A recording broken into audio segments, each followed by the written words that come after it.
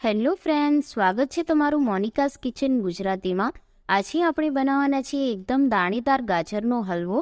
તો વિડીયોને સ્ટાર્ટ કરીએ એ પહેલાં જો તમે મારી ચેનલ પર નવા હોય તો મારી ચેનલને સબસ્ક્રાઈબ કરી લેજો અને બાજુનું જે બેલ આઇકન છે એને ઓલ પર ક્લિક કરી લેજો, જેથી નવા વિડીયો તમને મળી શકે।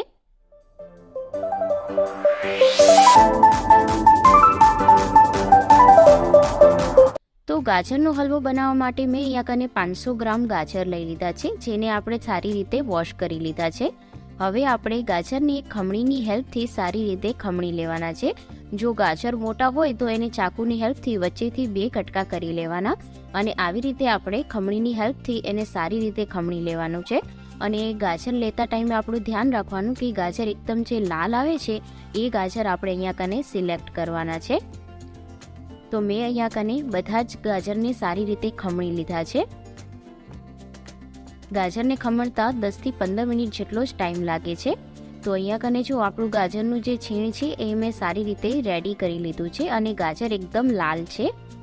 હવે આપણે એક કઢાઈ મૂકી દઈશું। કઢાઈની અંદર 2 ટેબલસ્પૂન જેટલું આપણે ઘી મૂકવાનું છે। તો અહીંયા કને મેં જે દેશી ઘી આવે છે એનો યુઝ કર્યો છે।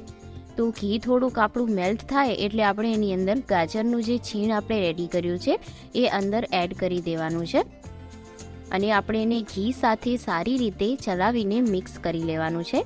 શિયાળો આવે એટલે બધાના ઘરોમાં ગાજરનો હલવો તો અચૂક બનતો જ હોય છે અને નાનાથી લઈને મોટા સૌને ગાજરનો હલવો છે એ ખૂબ જ ભાવતો હોય છે। તો આજે આપણે માવા વગર કેવી રીતે દાણેદાર હલવો બનાવો એની રીત જાણીશું। તો આપણે એને સારી રીતે શેકી લેવાનો છે। તો ગાજરમાંથી જ્યાં સુધી સારી રીતે સ્મેલ ના આવે ત્યાં સુધી આપણે એને ઘી સાથે ચલાવતું રહેવાનું છે। ગાજરને શેકાતા 10 મિનિટ જેટલો ટાઈમ લાગે છે ધીમા ગેસ પર। હવે આપણે એની અંદર દૂધ એડ કરી દઈશું। તો દૂધ આપણે 500 ગ્રામ જેટલું મેં અહીંયા કને લીધું છે। તો એકવારનું મેં અહીંયા દૂધ એડ કરી દીધું છે અને એને આપણે ગાજર સાથે સારી રીતે મિક્સ કરી લઈશું।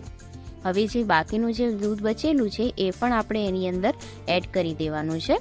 તો ટોટલ મેં અહીંયા કને 500 ગ્રામ જેટલું દૂધ લીધું છે। જો તમે ગાજર વધારે લીધા હોય તો તમે અહીંયા કને 1 લીટર દૂધ લઈ શકો છો। હવે આપણે એને સારી રીતે મિક્સ કરી લઈશું અને દૂધને આપણે સારી રીતે ધીમા ગેસ ઉપર ઉકળવા દેવાનું છે। દૂધ જેટલું જ ઉકળશે એટલો જ માવો રેડી થશે। હવે આપણે અહીં અંદર અડધી ટેબલસ્પૂન જેટલો ઇલાયચી પાવડર એડ કરી દેવાનો છે। ઇલાયચીથી એનો જે ફ્લેવર છે એ ખૂબ જ સરસ આવે છે। આપણે એને કૂક થવા દઈશું। ગાજરના હલવાને કૂક થતાં 10 થી 15 મિનિટ જેટલો ટાઈમ લાગે છે। આપણે દૂધ છે એ બધું બળી લેવા દેવાનું છે। દૂધ બળી જાય એટલે આપણે એની અંદર 1 વાટકી જેટલી ખાંડ ઉમેરીશું। જેટલી તમે ક્વોન્ટિટી લીધી હોય એ પ્રમાણે તમે અહીંયા કને ખાંડ ઉપયોગ કરી શકો છો। હવે આપણે ખાંડને પણ સારી રીતે મિક્સ કરી લઈશું અને એને સારી રીતે ચલાવતા રહેવાનું છે।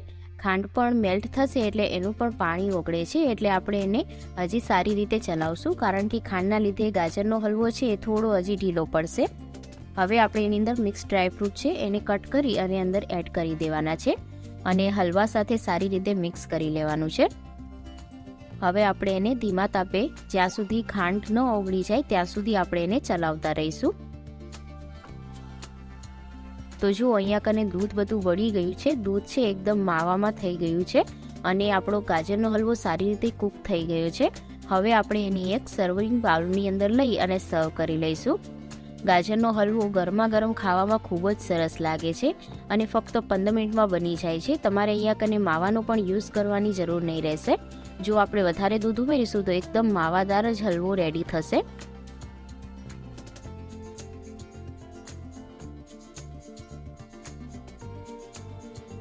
તો તૈયાર છે આપણો દાણેદાર એકદમ ગાજરનો હલવો। તો જો દેખાવમાં ખૂબ જ સરસ લાગે છે અને ખાવામાં તો ખૂબ જ ટેસ્ટી હોય જ છે। ગાજરનો હલવો બધાને ભાવતો જ હોય છે। તો તમને વિડીયો કેવો લાગ્યો? જો વિડીયો સારો લાગ્યો હોય તો વિડીયોને લાઈક કરી દેજો અને ચેનલને સબસ્ક્રાઈબ કરવાનું ભૂલતા નહીં, એકદમ ફ્રી છે।